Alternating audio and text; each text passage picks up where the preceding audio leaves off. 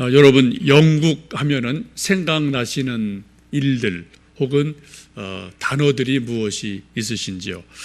영국 하면 먼저 여왕이 생각이 나고요. 또 얼마 전에 돌아가신 대처 수상도 생각이 날 겁니다.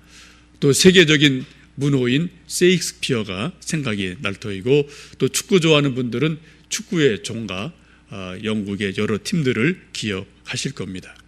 또 혹은 여행해 보신 분들은 웨스트민스터 대성당을 또 기억하기도 하고, 이러한 저러한 것들을 생각이 나실 겁니다.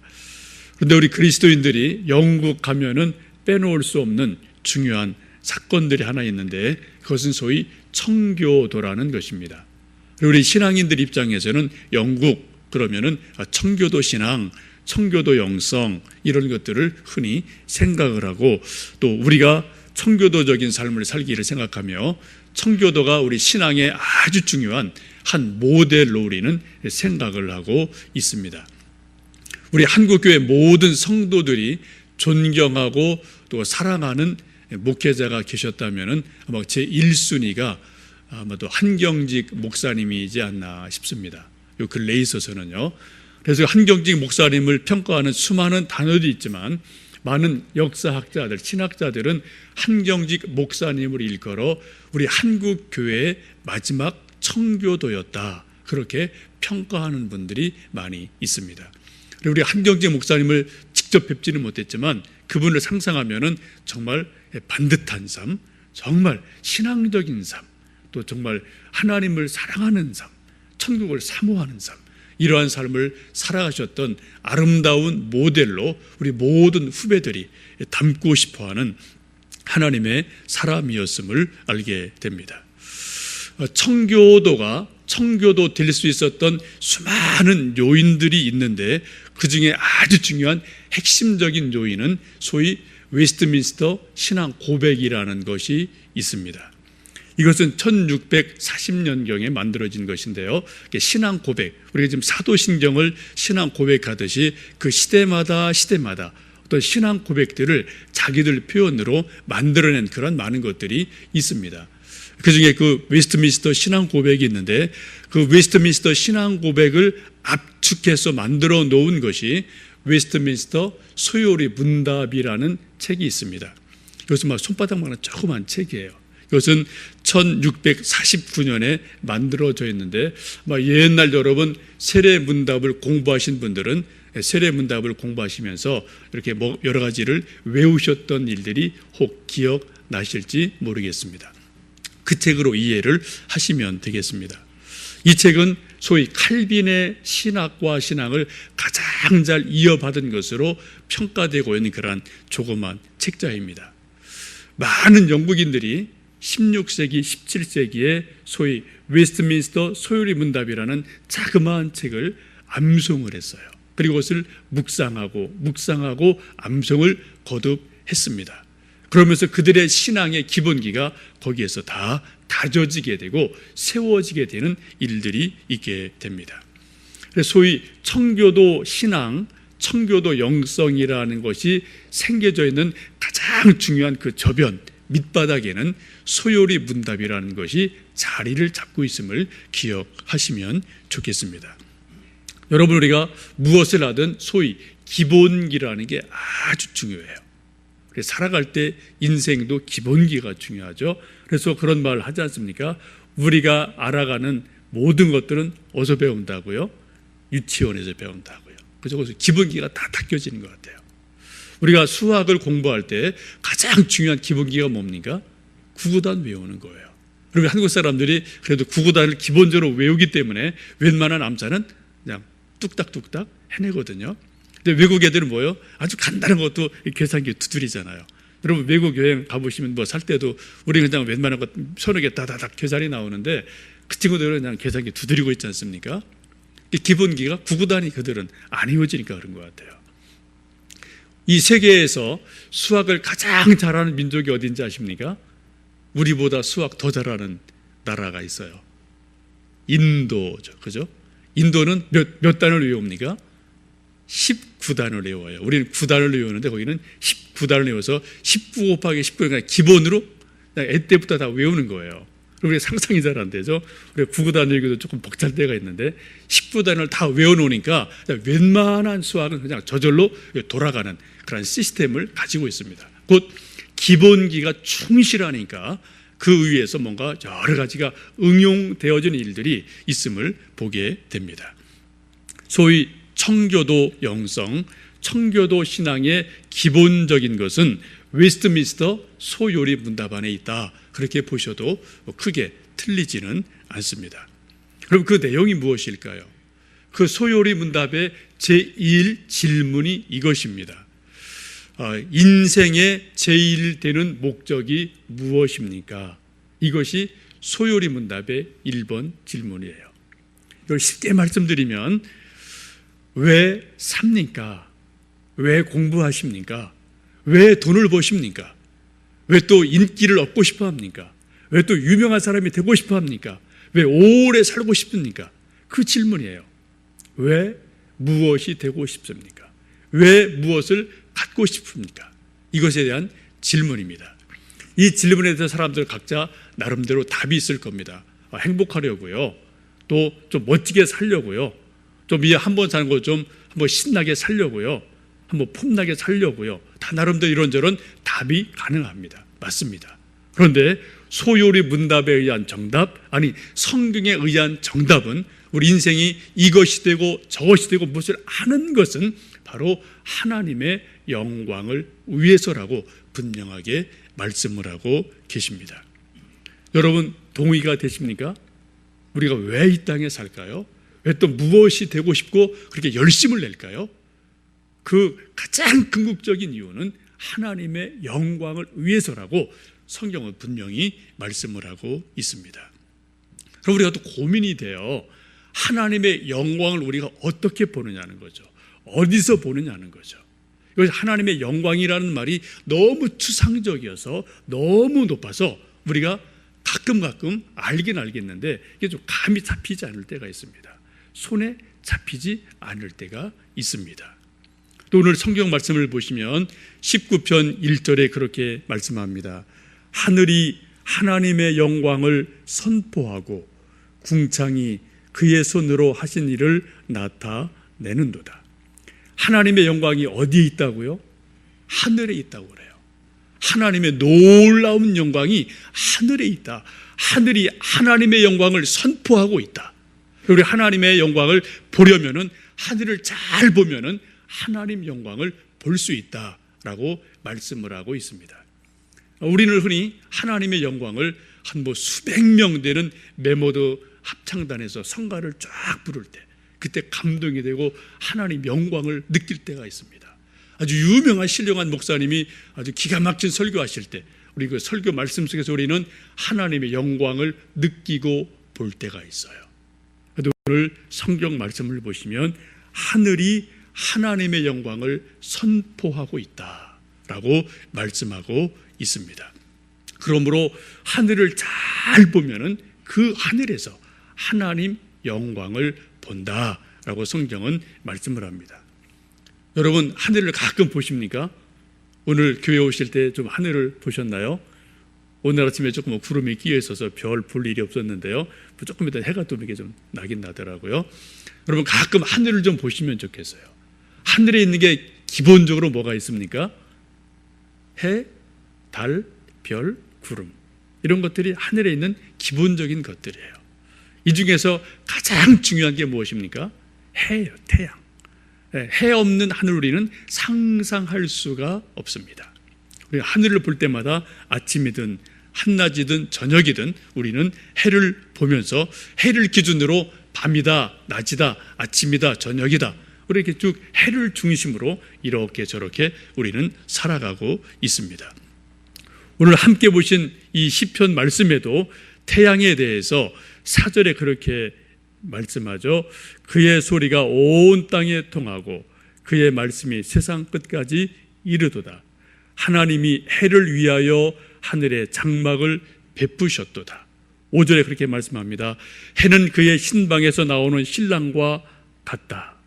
6절에 말씀하기를 하늘 이 끝에서 나와서 하늘 저 끝까지 운행하며 그의 열기에서 해 열기에서 피할 자가 없도다. 4절, 5절, 6절 계속해서 해에 대해서 말씀을 하고 계세요. 해를 위해서 하늘의 장막을 베푸셨다. 마치 해는 신방에서 나오는 신랑과 같이 밝다. 그리고 태양이 이쪽 저쪽을 다 비추기 때문에 그 온기에서, 그 따스함에서 피할 자가 없다라고 성경은 말씀을 하고 있습니다. 우리는 하늘을 보면서, 특별히 하늘에 있는 해를 보면서 하나님의 광대하심, 하나님의 영광을 보고 느낀다라고 성경은 말씀합니다. 여러분, 지금까지 인생을 사시면서 이렇게 저렇게 여행을 하고 휴가를 하실 일이 있었을 텐데, 지금까지 여러분 그 기억 속에, 뇌리 속에 잊을 수 없는 해로 인한 아름다운 광경을 혹 한두 컷 가지고 계십니까? 기가 막힌 저녁노을, 아니 기가 막힌 어떤 또 아침 일출하는 장면, 아니면 비가 막 오고 나서 비가 개인 후에 해가 쫙 비치면서 그 구름 사이로 아름답게 비춰지는 무지개, 이런 모습을 여러분 보신 적이 있으십니까? 저도 몇 장면이 제 기억 속에 있어요. 옛날에 핸드폰이 없어서 제가 그런 장면을 찍지는 못했지만 지금도 몇몇 장면들이 정말 아름답다, 정말 기가 막히다 감탄하면서 차를 타고 가다가도 산마루에 좀 일부러 서서 한참 해가 지는 것을 바라본 때도 있고요. 때로는 쌍무지개 뜨는 것을 제가 80년대 후반에 전도사 할 때 신당동에 있을 때요. 그때 막 여름성경을 준비하고 있다가 해가 막 비 쏟아지다가 갑자기 딱 그치면서 해가 쫙 비치는데 신당동 언덕에 쌍무지개 뜬 거 지금도 제가 여러분이 기억을 합니다.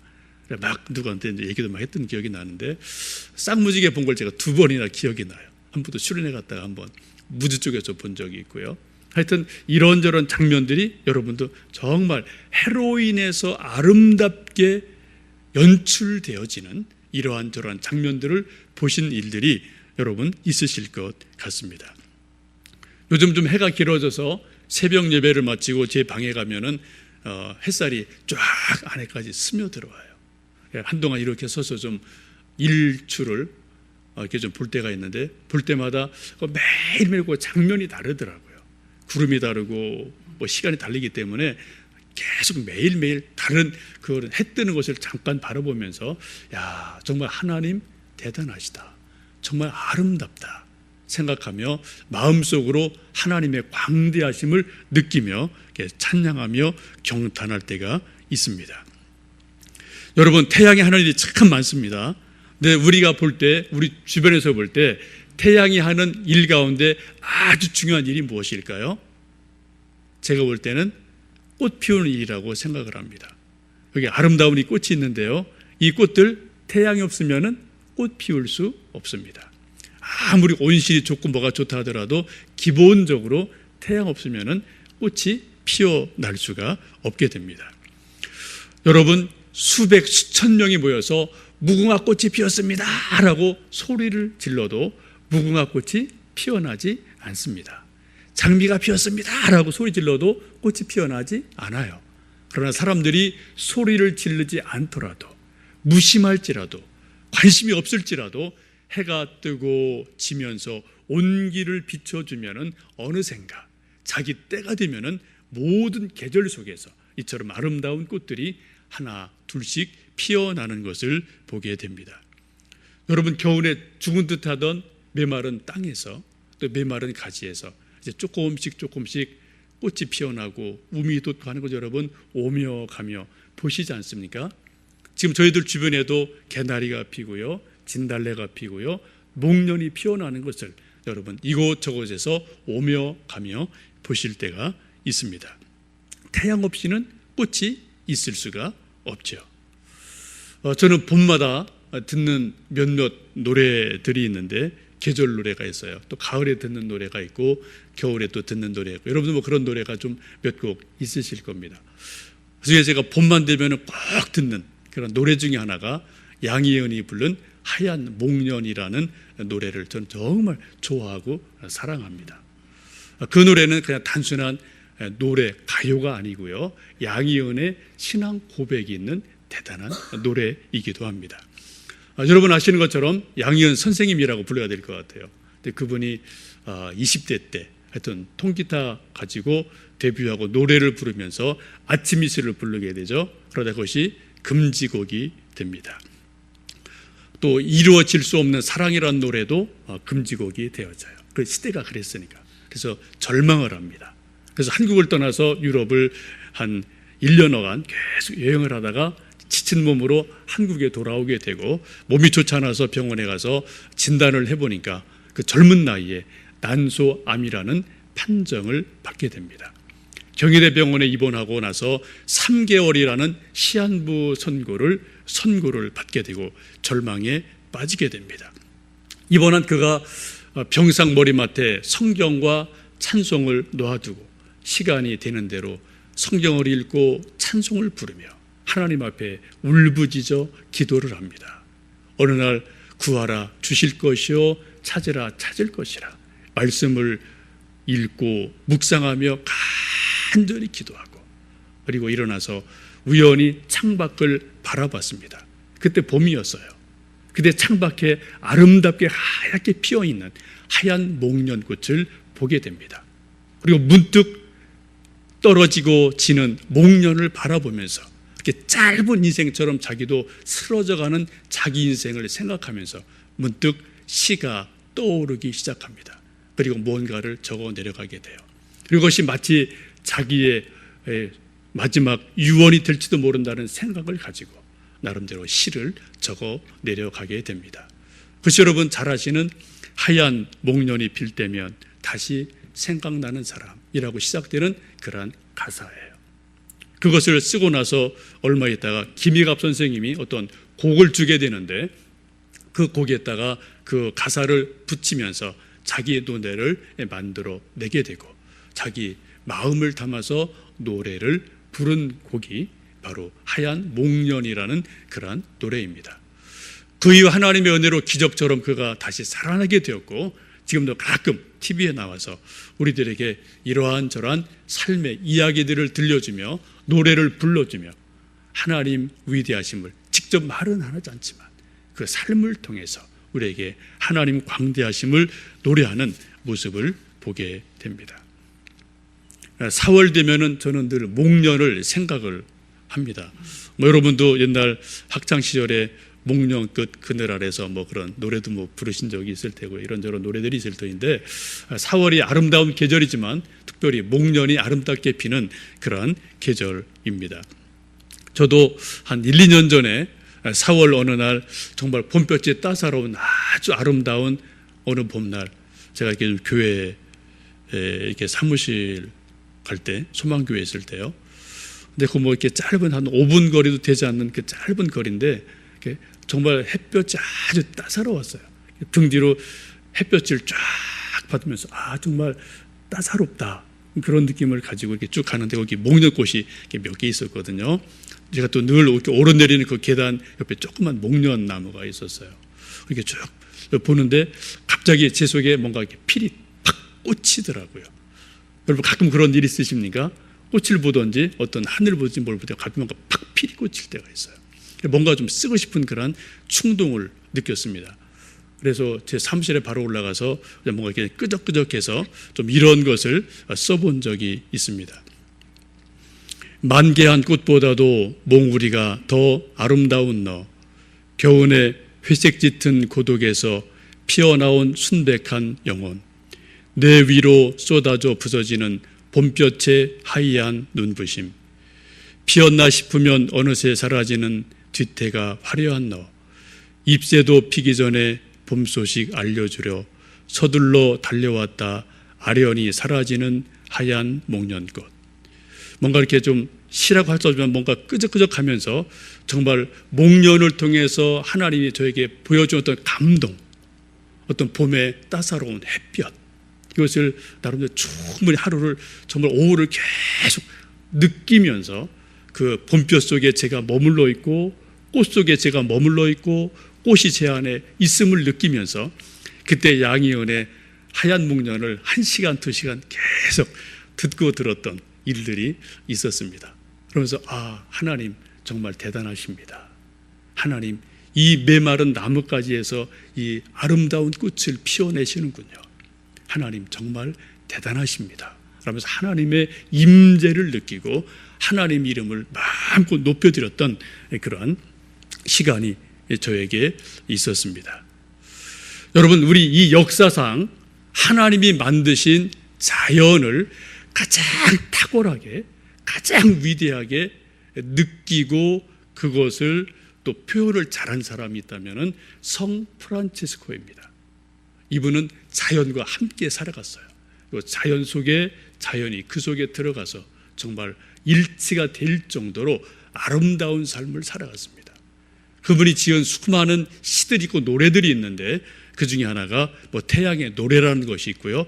우리 부른 찬송 중에도 그분이 지은 찬송 가사가 있는 것 여러분 아실 겁니다.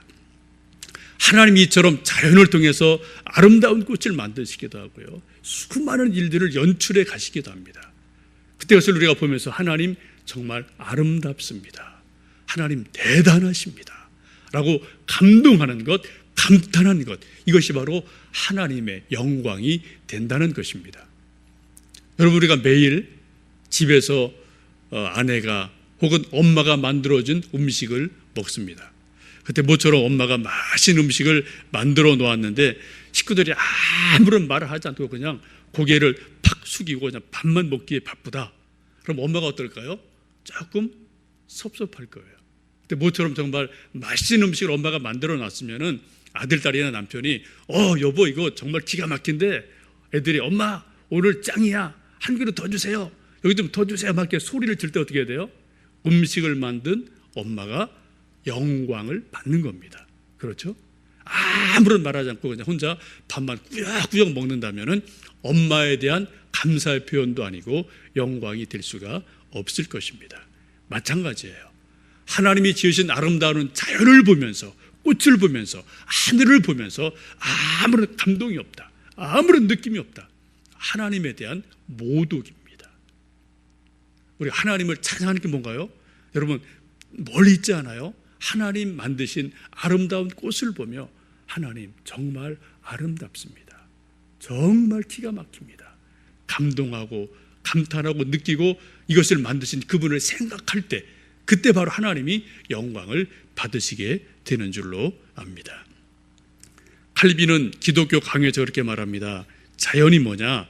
자연은 하나님이 만드신 야훼 극장이다 라고 말을 해요. 여러분 그때에서는 뭔가 상영이 되잖아요. 하나님 만드신 자연은 야훼 극장이라는 거예요. 1년 365일 봄, 여름, 가을, 겨울 아침, 점심, 저녁, 밤 그 계속해서 시시때때로 다양한 것을 하나님이 연출을 하십니다. 아침은 아침대로, 저녁은 저녁대로, 밤은 밤대로, 겨울은 흰눈을 날리면서 여름은 천둥 번개를 쏟아부으시면서 하여튼 계절마다 그때그때마다 하나님이 하늘을 중심으로 땅을 중심으로 뭔가를 만들어 가시고 계십니다. 그것을 보고 느끼며 하나님 광대하십니다. 하나님 대단하십니다. 하나님 위대하십니다. 라고 찬양하고 느끼는 것이 하나님에게 영광이 됨을 봅니다. 오늘 시편 119편 1절에서 6절을 보시면 우리는 자연을 통해 특별히 하늘을 통해 하나님의 영광을 본다라고 말씀을 하고 있습니다. 곧 자연 계시를 통해 우리는 하나님을 보고 느끼며 그분에게 영광을 돌림을 말씀하고 있습니다. 이제 만물이 소생하는 아름다운 계절 봄입니다. 여러분 오며 가며 이곳저곳에서 하나님 만드신 자연의 신비를 보시고요. 또 하나님 만들어 가시는 아름다운 자연의 변화를 보시고 꽃을 보시고 나무를 보시면서 하나님 대단하십니다. 하나님 광대하십니다. 하나님 높으심을 찬양합니다. 우리가 느끼고 감동하며 사랑을 고백할 때 하늘의 하나님께서 감동을 받으시고 영광을 받으실 줄로 믿습니다. 아름다운 하나님을 찬양하고 높여드리는 복되고 즐거운 봄철 되시기를 간절히 원합니다. 기도하겠습니다.